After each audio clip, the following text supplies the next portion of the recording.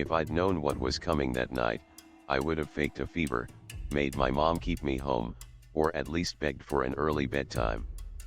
But hindsight's always perfect, and honestly, back then, I was just a 13-year-old kid desperate for the thrill of a classic American sleepover, pizza, sugar, a stack of horror movies, and the delicious freedom of a basement den with no parents in sight.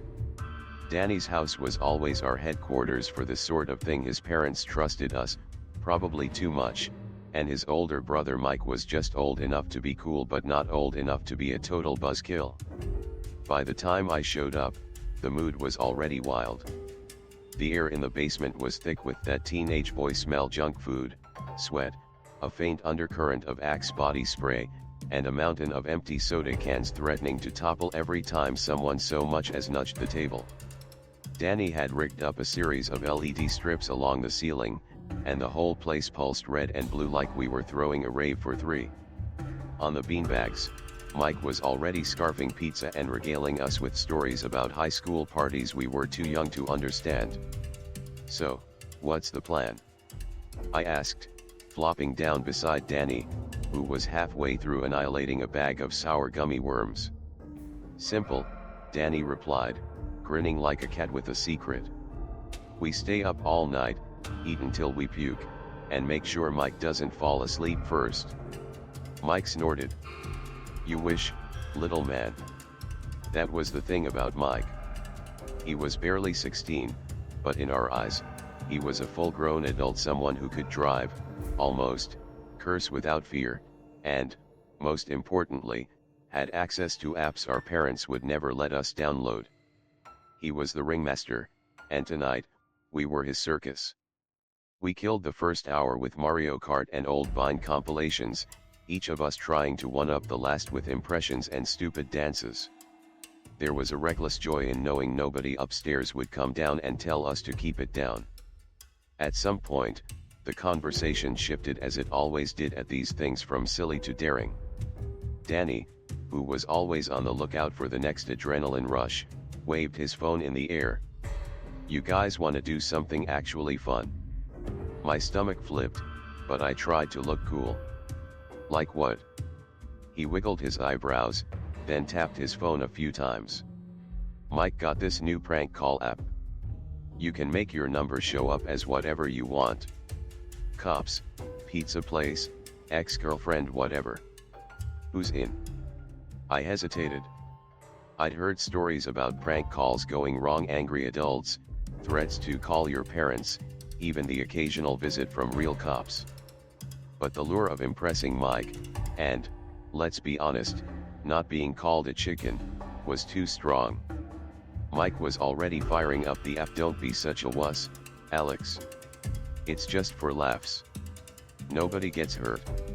The first round was harmless. Mike pretended to be a confused old lady looking for her cat. The guy on the other end cursed and hung up. We roared with laughter. Danny dialed some random local number and asked if their refrigerator was running. Total classic. Another call, another hang-up. Soon, we were high on adrenaline, the line between funny and mean getting blurrier by the second. And then it was my turn. I could feel their eyes on me, Mike smirking, Danny bouncing with anticipation. "Go on, Alex. Make it good." My palms were sweaty as I tapped out 10 digits, barely thinking about the sequence. The phone rang, and for a split second, I hoped nobody would pick up. But on the third ring, someone did. "Hello." The voice was so quiet I almost missed it. But it wasn't just quiet, it was wrong. Instead of words, I heard breathing. Slow, deliberate, the kind that makes your neck itch and your skin crawl. At first, I thought it was a joke, one of those voice changers the app offered. I looked at Danny, who was grinning, and Mike, who motioned for me to say something creepy. Is your refrigerator running?" I tried, my voice wobbling with nervous laughter. Nothing. Just that breathing. And the longer I listened, the more it felt like the sound was crawling out of my phone and into the room with us. I glanced at Mike, who rolled his eyes and whispered, "Man, dude, you can do better than that." But something in my gut said, "Hang up." So I did, my thumb slamming the red button almost involuntarily. I tried to laugh it off, but my hands were shaking. "Dude, what the hell was that?" Danny asked, a nervous edge to his voice. I shrugged, feigning nonchalance. "Probably someone messing with us. Big deal." But the air in the basement had shifted. The laughter died down, replaced by that awkward silence you get after a jump scare in a movie. Mike started scrolling TikTok on his phone, Danny texted someone, and I tried to focus on the TV, but every little noise seemed louder, sharper, more insistent. 10 minutes later, my phone buzzed. I nearly jumped out of my skin. Unknown number. I held it up, trying to act cool, but my hands were shaking so hard I nearly dropped the phone. "Dude, should I answer?" I tried to sound tough, but my voice came out thin and hollow. Mike grabbed the phone from me and put it on speaker. "Hello," he said, his tone mocking.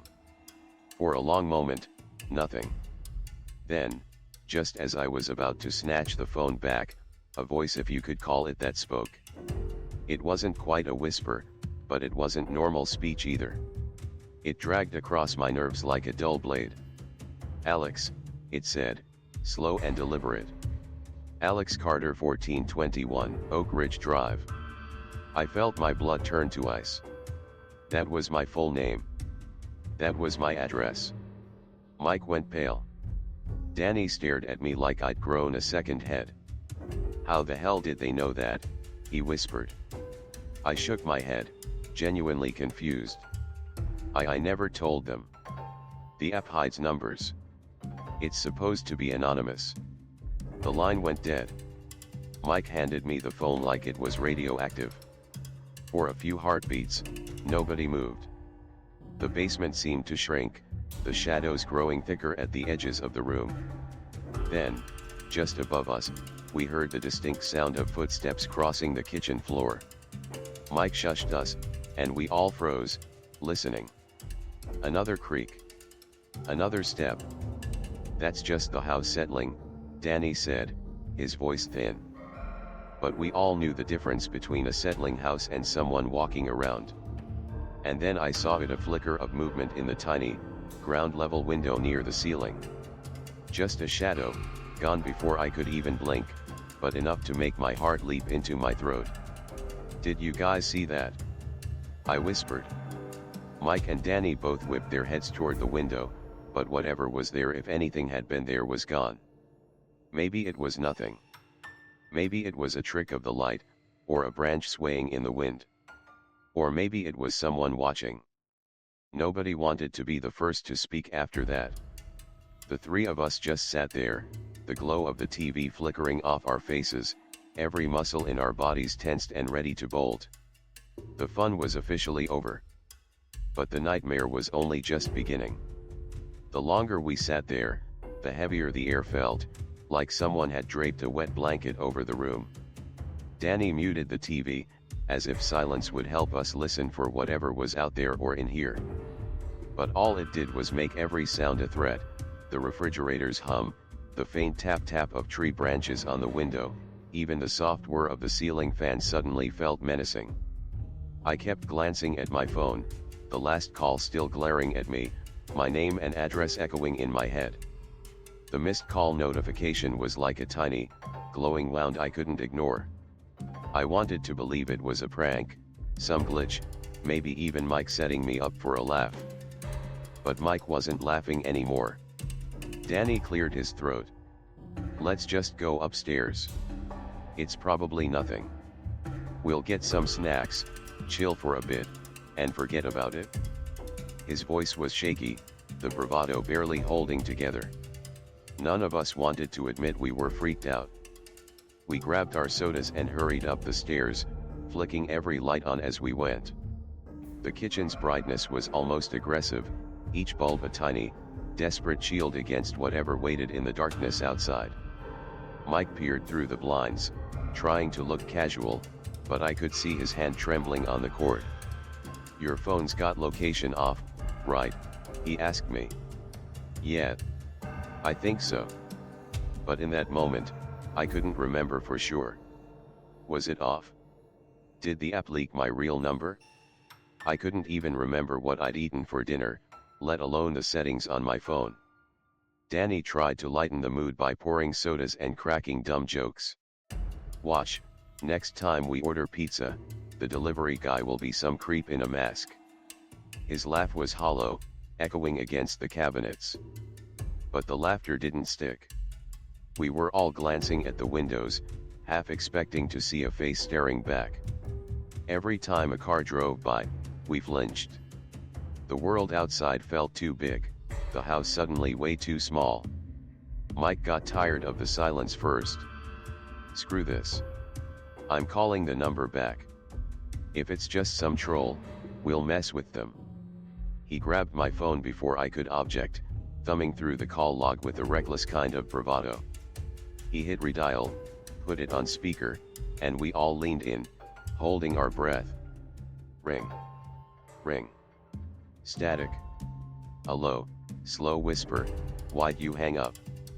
My blood ran cold. I slapped the phone out of Mike's hand, sending it skittering across the table, screen down. Danny started pacing, muttering, "This isn't funny, man. Seriously. It's not funny." Nobody argued. It was like the fear was seeping through our skin now, settling in our bones. The kitchen clock blinked 1:42 a.m. Every digital minute stretched out, unbearably slow. Mike tried to search the number online, looking for clues. Nothing. No matches, no name, no info at all. "It's like this number doesn't even exist," he muttered, eyes wide. We sat around the kitchen table, clutching our sodas like talismans. The bright light overhead felt fake artificial safety. My mind kept replaying that voice, the way it had said my name and address, the way it had whispered, "Why'd you hang up?" It wasn't just a voice. It was a presence. After a while, we decided there was no way we were going back to the basement. Too many shadows. Too many memories. Instead, we grabbed blankets and crashed in the living room. Danny brought out an old grilling fork, his best idea of a weapon. We all laughed at him, but none of us put it down. We tried to watch a movie, but nobody paid attention. Every time headlights flickered through the window or the floor creaked, we froze, eyes darting to every shadow. Mike, the fearless one, eventually fell asleep with a pillow over his face. Danny sat upright, staring at the window as if he could will the world to stay away. I just kept checking my phone, over and over, for new messages or missed calls. The number never called again. But it was almost worse that way, like the threat was lurking just out of sight. Waiting. At some point, the movie ended. The credits rolled, bathing the room in blue light. Silence settled, thick and heavy. That's when my phone buzzed. Not a call, a text. I didn't want to look. I really didn't. But I had to. Just 5 words. "You're still in the house." I read it out loud. Danny sat bolt upright. "Dude, what does that mean?" I stared at the screen, heart pounding. Was it a threat? A warning? Was someone inside? I tried to remember if we'd checked all the doors, if we'd locked every window. Neither of us spoke. We just stood up, moving slowly through the house. We checked closets, under beds, behind curtains. Every floorboard creaked louder than it should. The house, which had always felt so safe, suddenly seemed enormous and full of shadows. Danny grabbed his phone and texted his parents, telling them he loved them just because. I did the same, my fingers trembling. We ended up in the kitchen, standing by the back door, staring at the moonlit backyard. The world outside seemed to press against the glass, watching, waiting. Danny finally broke the silence. What if he meant your actual house? It took me a second to process. My house. My parents were out of town, and my home was 20 minutes away. Why would anyone? My breath caught. I pulled out my phone and called my neighbor, Mrs. Warner, a sweet old lady who'd lived next door since I was born. She picked up groggy, her voice muffled. "Mrs. Warner, can you do me a huge favor? Can you look out your window and tell me if you see anyone near my house?" She grumbled but agreed. There was a long pause. Then, "There's a man standing at your front door, Alex. He's just standing there." I felt the floor drop out from under me. The kitchen spun. Danny grabbed my arm, eyes wild. "No way. No way. How does he know where you live? How does he know we're here?" I didn't have answers. I just knew I wanted this night to end. I wanted my parents. I wanted the world to go back to the way it was, before prank calls, before breathing on the line, before the voice that knew too much.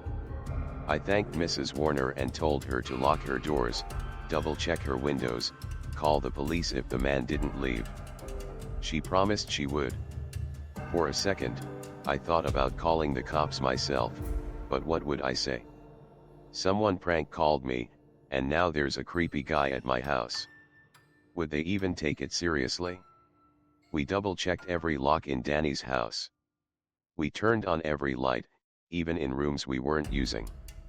We sat together in the living room, wrapped in blankets, clutching whatever made us feel safe, a pillow, the grilling fork, each other's presence. Outside, the world was still and silent, as if waiting for us to make the next move. Inside, fear kept us wide awake.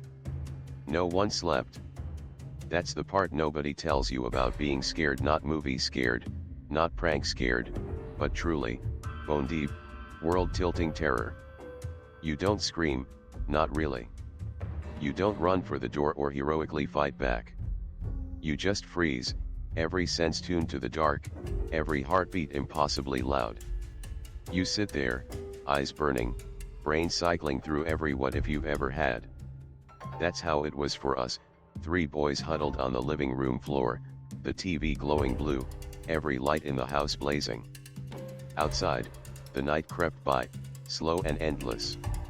Every so often, I'd check my phone, no new calls, no more messages, just the silent thread of that last text, "You're still in the house," staring back at me like a dare. Mike woke up around 3, rubbing his eyes, totally unaware of what had happened while he slept. When we told him about the text and the man at my house, he tried to play it off at first. "Probably just a coincidence," he said, but the crack in his voice gave him away. He didn't believe it, not really. Danny sat by the window, his face pale, eyes fixed on the darkness outside. Every time a car rolled past, or a stray cat dashed across the yard, we tensed. Was it him? Was he still out there, watching us, waiting? Every sound in the house became a threat, the refrigerator cycling on, the pipes knocking in the walls, the distant creak of the porch. We barely spoke. There was nothing left to say. We just waited, minute by minute, for the sky to turn gray. The world outside stayed quiet. Mrs. Warner never called back, so I hoped the man had left, but I kept imagining him, standing under my porch light, staring up at my bedroom window, just waiting for me to come home. At some point, Danny's parents texted, asking if everything was okay. He lied, of course, said we were having fun, eating pizza, being good boys. I wondered if he'd ever tell them the truth, if I would ever tell my parents. I wasn't sure. Part of me didn't want them to know. Part of me just wanted to forget. Finally, as dawn crept in and the birds started singing, the fear eased just a little. Shadows shrank back. The blue TV glow faded into morning light. We watched the sun rise from the living room, too tired to celebrate, too relieved to sleep. Mike started making jokes again, but nobody laughed. Danny shuffled off to the bathroom and threw up. I just sat there, staring at my phone, waiting for another buzz, another call, another sign that the night wasn't over. But the phone stayed silent. For now. We didn't talk about what happened. Not really. We just kind of drifted around the house, pretending to watch cartoons, shuffling through breakfast in a fog. When my parents came to pick me up, I lied and said I'd had a great time, that I was just tired from staying up all night. They smiled, ruffled my hair, and told me to go take a nap when I got home. But home didn't feel safe anymore. When we pulled up, I scanned the porch, the driveway, the street, every shadow, every bush, every corner. Nothing. No sign of the man Mrs. Warner had seen. I checked every lock, every window, every closet in the house. I didn't sleep for 2 days. Every time I closed my eyes, I heard that whisper my name, my address, the sound of slow, deliberate breathing just on the other side of the line. I deleted the prank call app. I changed my phone number. My parents thought I was being dramatic, but I insisted. I stopped sleeping over at other people's houses. I stopped answering calls from unknown numbers. For months, maybe years, every time the phone rang, my heart would leap into my throat. Some nights, when the wind rattled the window just right, I was 13 again, in that basement, with the lights on and the world suddenly so much darker than I ever thought possible. I never found out who it was. Maybe it was just a freak, a hacker, someone who got lucky with information. Or maybe it was something worse, someone who picked me, watched me, wanted to scare me, and knew exactly how.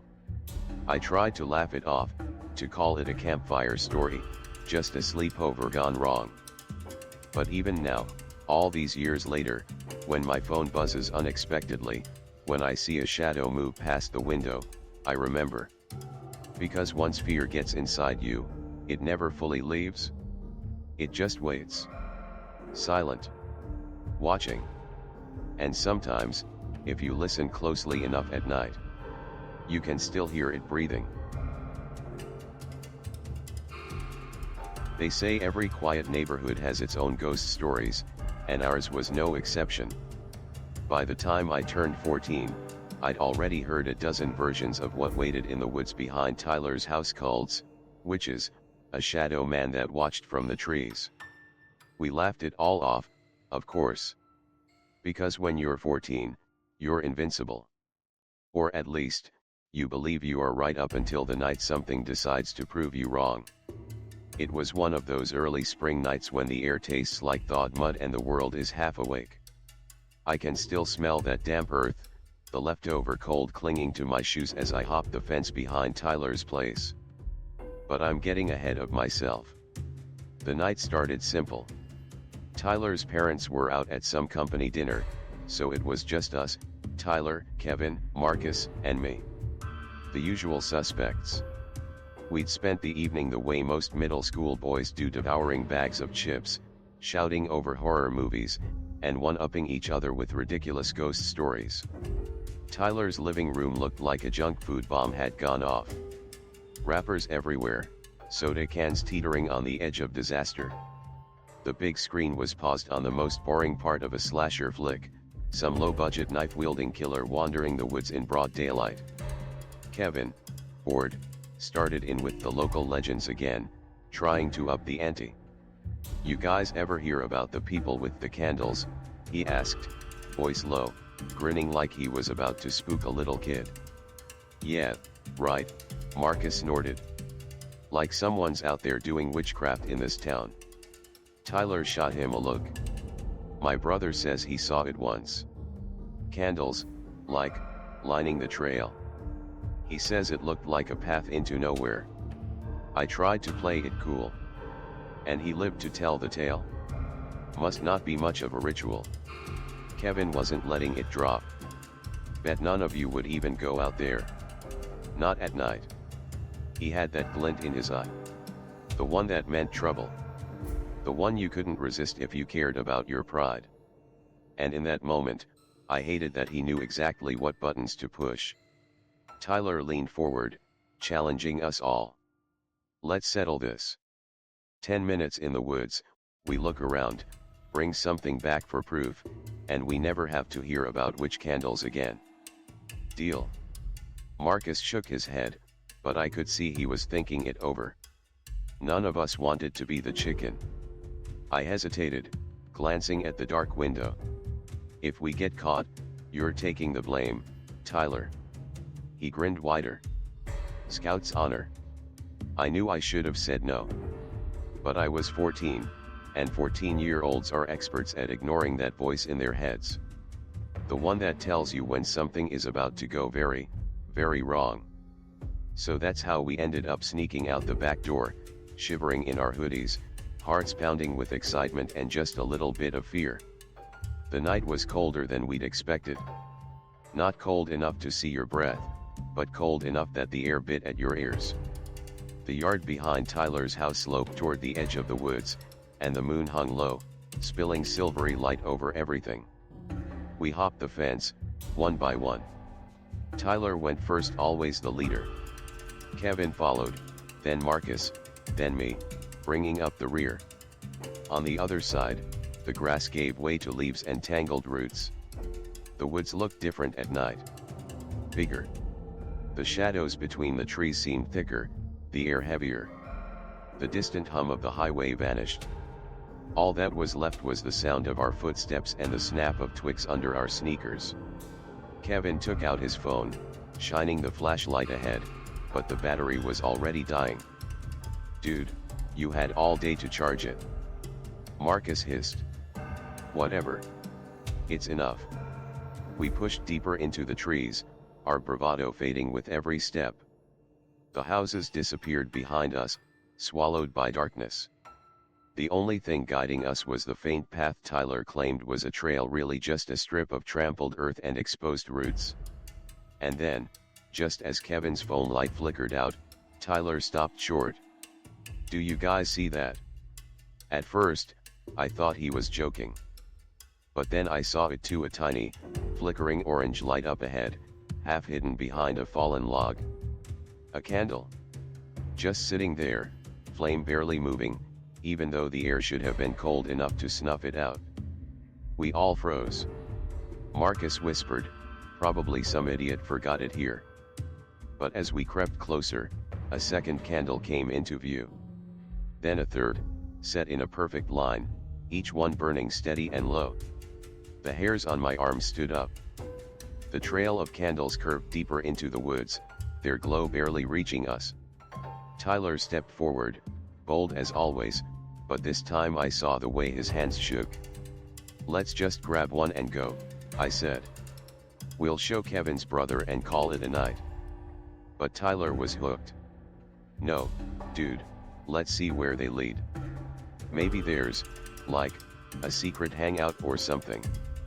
I wanted to argue, but he was already moving. And as much as I hated to admit it, curiosity got the better of me. We followed, single file, careful not to kick the candles over. The deeper we went, the colder it felt. The kind of cold that feels wrong for the season, like something was leaching the warmth out of the air. Even the sound changed, no crickets, no birds, just the faint crackle of candle wicks and the crunch of our footsteps. Every so often, I looked back, expecting to see the lights from the houses, but they were gone. All that was left was the darkness and the flicker of candlelight, leading us further away from anything familiar. Kevin tried to laugh it off. If we see a goat head, I'm out. But nobody laughed. After what felt like forever, the line of candles ended in a small clearing. In the center was a tent, a cheap, sagging, two-person thing you could buy at any department store. It looked abandoned, but not old. The rainfly was half off, and the zipper hung open, the flap gently swaying in the breeze. Something about the scene felt staged, like we'd stumbled onto a set built just for us. I swallowed, my mouth dry. Tyler crept closer. If there's someone in there, we say sorry and run. He crouched, reaching for the zipper. Kevin grabbed his arm. "Dude, wait, what if?" But Tyler was already pulling it open. Inside, the darkness was thick, but Kevin's dying phone light caught on something shiny, a notebook, spiral bound, with a black cover. Tyler grabbed it, standing back up so fast he almost tripped. He flipped it open, his face suddenly pale. "What is it?" I asked. He turned the notebook so we could see. On the page was a rough pencil sketch of 3 people, faces just barely detailed, standing in a forest. Next to them, an unfinished outline of 4th figure, only half complete. Marcus stared. "Bro, that looks like us." We didn't say anything after that. The wind seemed to pick up, and the flap of the tent snapped shut behind us.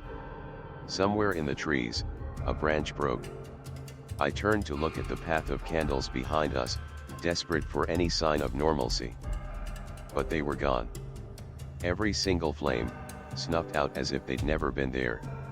The darkness pressed in, thick and suffocating.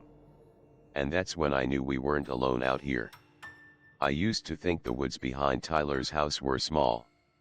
Just a strip of trees separating 2 subdivisions, a place for squirrels, lost frisbees, and the occasional fort built out of dead branches.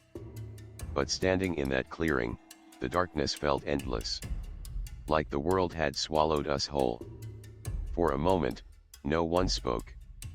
We just stood there, the only light coming from Kevin's almost dead phone, the tense fabric billowing like a slow breath. Every instinct screamed at me to run, but my legs felt like stone. Tyler finally broke the silence, his voice barely a whisper. "We should go. Now." No one argued. We turned back toward where we'd come from, expecting to see the faint glow of candlelight leading the way home. But there was nothing. No flicker, no trail, just blackness pressing against the edges of our vision. I blinked hard, convinced my eyes were playing tricks. "Where are the candles?" Marcus's voice was thin and panicked. "They were right there," Kevin insisted, swinging his phone in a wide arc. The light sputtered, making the shadows dance. For a split second, I caught a glimpse of something between the trees, a shape, too tall and thin to be a person, or maybe just a trick of the moonlight. I froze, my breath catching in my throat. "Did you see that?" I hissed. Tyler shook his head, eyes wild. "Stop messing around, man. Let's just walk. We'll find the fence." We picked a direction, any direction, our footsteps stumbling over roots and rocks. The forest floor felt alive, every crunch beneath our shoes echoing in the silence. No one talked. No one joked. Every sound made us flinch, the snap of a twig, the rustle of leaves, the distant hoot of an owl that somehow sounded like a warning. Kevin tried to use his phone's map, but there was no signal.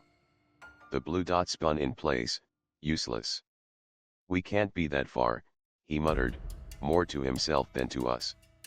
But with every minute, the wood seemed to grow. The path vanished behind us, replaced by tangled undergrowth and trunks looming like prison bars.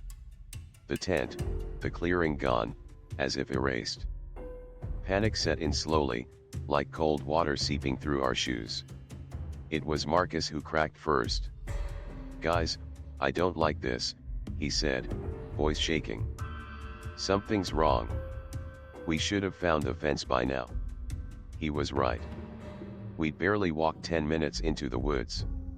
There was no way we could be lost, unless the woods wanted us to be. That thought settled over me, heavy as stone.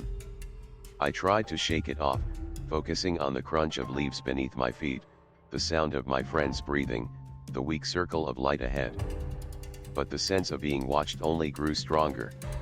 I kept imagining that unfinished drawing in the notebook, 3 faces clear, 1 half done. The more I thought about it, the more the hair on my arm stood up. We walked faster, then faster still, branches whipping our faces, roots grabbing at our sneakers. I could hear Marcus muttering prayers under his breath. Suddenly, Kevin stopped dead. "Did you hear that?" We all froze, listening. At first, there was nothing, just our frantic breathing. Then, faintly, the sound of footsteps in the leaves. Not ours. Something moving parallel to us, keeping pace but never coming closer. I spun around, shining my own phone light into the black. For a second, I thought I saw eyes reflecting, unblinking, low to the ground. Tyler grabbed my arm, his grip like iron. "Keep moving," he hissed. But the woods were closing in. Every direction looked the same. The silence was a living thing, pressing on our ears until it was broken by a voice. It was soft, almost a whisper, drifting through the trees. My name. Then Tyler's. Then Marcus's. No one had ever told me that pure fear doesn't feel like screaming, it feels like your heart forgetting to beat, your lungs seizing up, your brain going white with static. Kevin spun in a circle. "Who's there? Show yourself." No answer. The voice was gone, like mist on the wind. We broke into a run, no longer caring about the direction. Branches tore at our clothes, the dark swallowing our cries. I could barely see Tyler ahead, Marcus close behind. Kevin's phone flickered, then died completely, plunging us into total blackness. Now the only light was the thin strip of moon, zigzagging through the leaves overhead. My legs burned, lungs heaving, but I didn't stop. I couldn't. The feeling of being hunted was all around us, behind, above, in every shadow. Something snapped off to my left, a sharp crack that sounded too heavy for a deer or raccoon. I whipped around. For an instant, I saw a shape, a tall, thin figure, impossibly still, just watching. I opened my mouth to shout, but nothing came out. Then Marcus screamed. It was a sound I'll never forget, high and desperate, the kind of scream that makes the blood freeze in your veins. We all turned, but in the chaos and panic, I lost sight of him. "Marcus!" I shouted, crashing through the brush. Tyler and Kevin called too, voices raw with terror. But there was no answer. Only silence, thick and absolute. We searched, spinning in frantic circles, calling his name again and again. The woods answered with nothing but the sound of wind. Finally, Tyler grabbed my shoulder, dragging me away. "We have to go. Now. We can't help him if we're lost, too." I wanted to argue, to keep searching, but fear rooted me to the spot. I nodded, my voice gone. We ran. I don't know how long. Hours, maybe minutes. Time dissolved into a blur of branches and blackness. My legs moved on instinct, driven by raw panic. Behind us, I thought I heard footsteps, always just out of sight. And then, suddenly, a gap in the trees. The fence.